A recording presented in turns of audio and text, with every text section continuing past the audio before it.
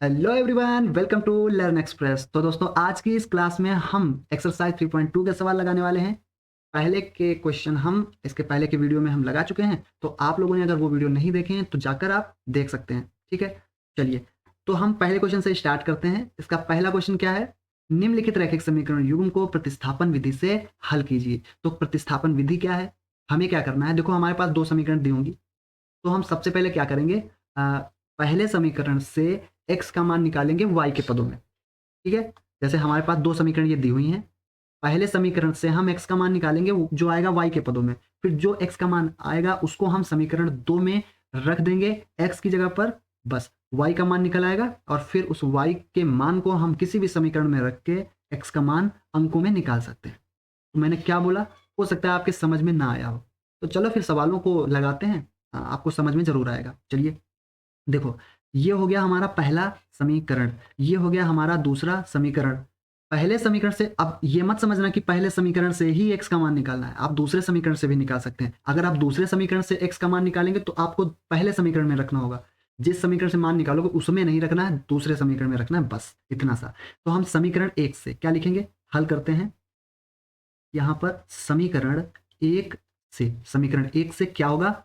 x plus Y बराबर 14, ये समीकरण 1 है। तो x बराबर हो जाएगा 14 माइनस वाई, यानी कि हमको प्रतिस्थापन करना है, क्योंकि हम प्रतिस्थापन विधि से लगा रहे हैं। हमने y का प्रतिस्थापन कर दिया, तो ये आ गया x का मान, ये आ गया x का मान y के पदों में। आ गया कि नहीं आ गया? ये देखो, अब इस मान को हम क्या करेंगे, समीकरण 2 में रखेंगे, क्योंकि ये हमने समीकरण 1 से निकाला है। तो यहां पर लिखेंगे कि x का मान समीकरण 1 सॉरी 2 में रखने पर, अब समीकरण 2 में रख देंगे। समीकरण 2 हमारी क्या है?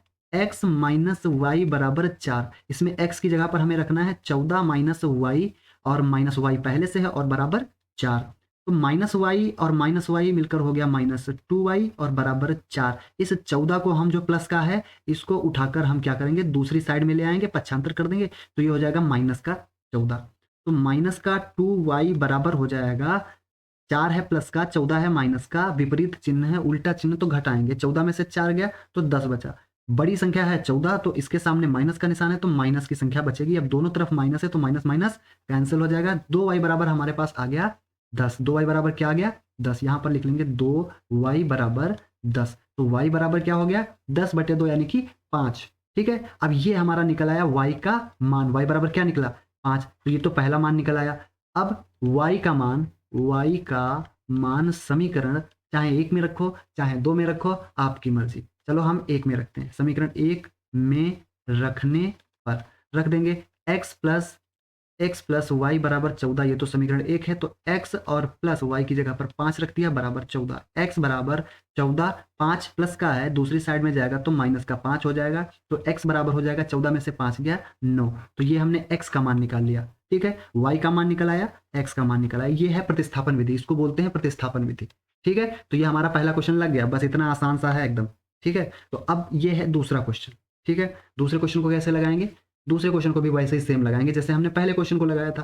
समीकरण 1 से x, इसमें s और t है, समीकरण 1 से s का मान निकालेंगे और समीकरण 2 में रख देंगे, t का मान निकल आएगा, और फिर t की वैल्यू किसी भी समीकरण में रख देंगे, s का मान निकालेंगे। चलो लगाते हैं। समीकरण 1 ये है, समीकरण 2 ये है। तो समीकरण 1 से, तो समीकरण 1 से हम लगाएंगे। चलो 1 मिनट। समीकरण 1 से तो क्या होगा? समीकरण 1 है s माइनस टी बराबर 3, ये हो गया। तो यहां से हम क्या करेंगे, s बराबर निकलेगा 3 प्लस टी, ये निकला है s का मान, निकल आया। ठीक है, अब s का मान समीकरण 2 में रखने पर, ठीक है, 2 में रखने पर रख देंगे। तो समीकरण 2 क्या है? s/3, यानी कि s की जगह पर हमें रखना है 3 प्लस t/3, और प्लस t प्लस 2 बराबर 6। ठीक है, अब इसको क्या करेंगे, इसका हर बराबर करेंगे। तो देखो क्रॉस मल्टीप्लाई से करा देंगे, तो क्या हो जाएगा? 2 3 6 प्लस 2t प्लस 3t/6, और बराबर में क्या है? 6। तो ये हमारे पास आ जाएगा 6 प्लस 2t और 3t, यानी कि इसमें जोड़ देंगे तो हो जाएगा 5t बराबर 6। इधर देखो बटे में है, उधर जाएगा तो गुणा में हो जाएगा, दूसरी साइड में जब ले जाएंगे तो हो जाएगा 36। 6 प्लस 5t बराबर 36 आ गया। ठीक है, चलो आगे बढ़ते हैं। फिर क्या करेंगे हम, 6 प्लस का है तो 5t बराबर 36 माइनस 6, यानी 5t बराबर 30। 36 में से 6 जाएगा 30, तो t बराबर हमारे पास आ गया 30/5 यानी कि 6। तो t की वैल्यू हमारे पास निकल के आ गई 6। अब क्या करेंगे, t का समीकरण एक में रखने पर, समीकरण एक हमारे पास क्या है, s माइनस टी बराबर 3। s माइनस टी की जगह पर हम 6 रख देंगे बराबर 3। s बराबर 3 और ये प्लस का 6 हो जाएगा, तो s बराबर 9। तो हमारा t बराबर 6 आया और s बराबर 9 आया। बस लग गया सवाल, इतना सा सवाल है। चलो आगे बढ़ते हैं हम थोड़ा सा। आगे हमारा आसान सा क्वेश्चन है, कोई दिक्कत की बात नहीं है, ये आपसे लग जाएगा। तो अगला देखते हैं, अगला क्वेश्चन है ये, इसमें पॉइंट वाला है सिस्टम। पॉइंट में तो कोई दिक्कत नहीं, पॉइंट को हम हटा सकते हैं और या यहाँ पर लिख सकते हैं ऐसे, समीकरण एक है, समीकरण दो है। फिर क्या करेंगे, लिख लेंगे यहाँ पर समीकरण एक तथा समीकरण दो में 10 से गुणा करने पर समीकरण एक और वह दो में, दोनों में 10 से गुणा कर देंगे। क्यों 10 से गुणा करेंगे, क्योंकि पॉइंट 2 है, पॉइंट के बाद में एक संख्या, 10 से गुणा करेंगे तो पॉइंट खत्म हो जाएगा। तो हमारे पास क्या निकलेगा, 2x, मतलब समीकरण एक में जब 10 से गुणा कराएंगे 2x प्लस 3y बराबर 13, समीकरण 3 बन जाएगी। समीकरण दो में जब 10 से गुणा कराएंगे तो क्या आएगा, 4x प्लस 5y बराबर 23, ये समीकरण 4 बन जाएगी। अब दोनों समीकरण बन गई हमारी पहले के जैसी, आसान सी। अब इनसे क्या करेंगे हम, इनसे तीसरी समीकरण को हल करके हम x का मान निकालेंगे जो कि y के पदों में आएगा।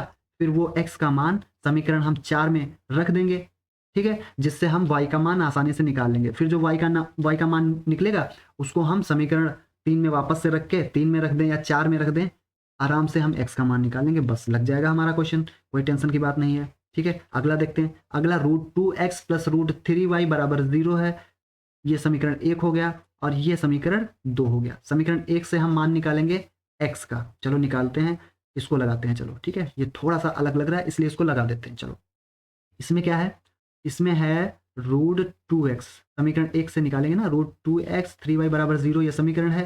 तो यहाँ से √2x बराबर माइनस का √3y आ जाएगा। फिर x बराबर माइनस √3/√2 और y आ जाएगा, है ना, बस इतना सा। x बराबर माइनस √3/2y। अब इसका मान जो है ना, ये समीकरण दो में रख देंगे। समीकरण दो हमारा क्या है, √3x माइनस √8y बराबर 0। तो √3 मल्टीप्लाई माइनस √3/√2y और प्लस √8y बराबर 0, ये रख दिया हमने।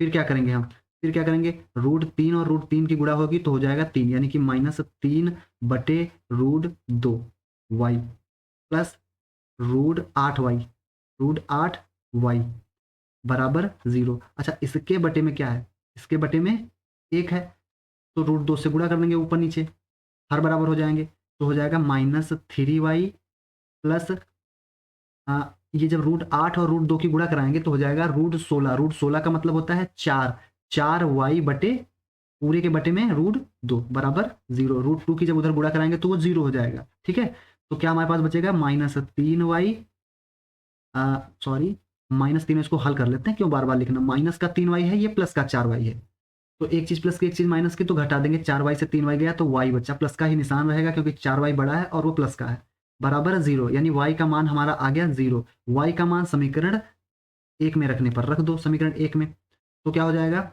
√2x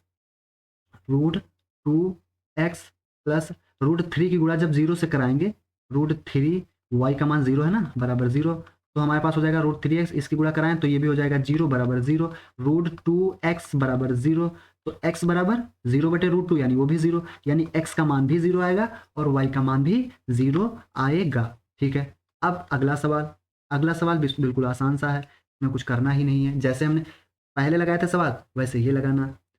इसको अगर थोड़ा सा सिंपल करना चाहो तो थोड़ा सा सिंपल कर लो, कैसे सिंपल करेंगे, वही चीज़, समीकरण एक ये है, समीकरण दो ये है, इनके हर बराबर करो सबसे पहले। चलो पहले वाले का देखो आसान किए देता हूँ मैं, हर बराबर करेंगे तो हो जाएगा, ये क्रॉस मल्टीप्लाई कराएंगे ऐसे से तो हो जाएगा 3 × 9x और माइनस 5 दूनी 10 y और बटे में हो जाएगा ये 2 और 3 की गुणा कराएंगे 6। लेकिन वो जो बटे में 6 होगा इसको इधर लाएंगे तो दूसरी साइड में तो गुणा में हो जाएगा, यानी कि बराबर में हो जाएगा 6 दूनी 12 यानी माइनस का 12। ये समीकरण 3 बन गई। फिर सेम चीज़ इसको कराएंगे। इसमें क्या कराना है, इसमें भी ऐसे 2x क्रॉस मल्टीप्लाई 2x और प्लस 3y और बटे में 6 होगा, बटे में इसका हो जाएगा 3 दूना 6, चलो लिखे देता हूँ, और बराबर 13/6। अब 6 और 6 ये कैंसिल हो जाएगा तो हमारे पास बचेगा 2x प्लस 3y बराबर 13।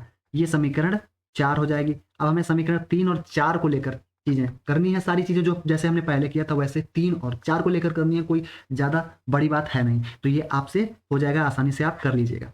तो भैया अगर आपको ये वीडियो पसंद आई हो तो वीडियो को कर दीजिएगा लाइक, चैनल को कर दीजिएगा सब्सक्राइब, ठीक है। और अपने मित्रों के साथ जो आपकी क्लास में हो, आपके अड़ोसी पड़ोसी जो क्लास 10th में हो, उनको आप ये वीडियो शेयर कर दीजिए जिससे वो भी देखें और सीखें।